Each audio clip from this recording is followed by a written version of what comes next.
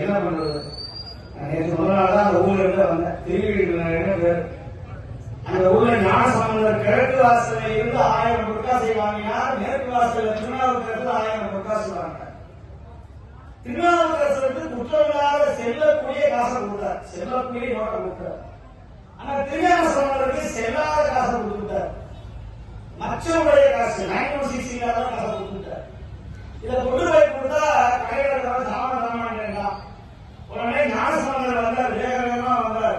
காசு தீரவே காசு நம்புவி மாசு கிடந்தையே ஏசவில்லையே இறைவராயி நீர் மறைபட்டு கரைபடி காசிலே முறைமை நகுமே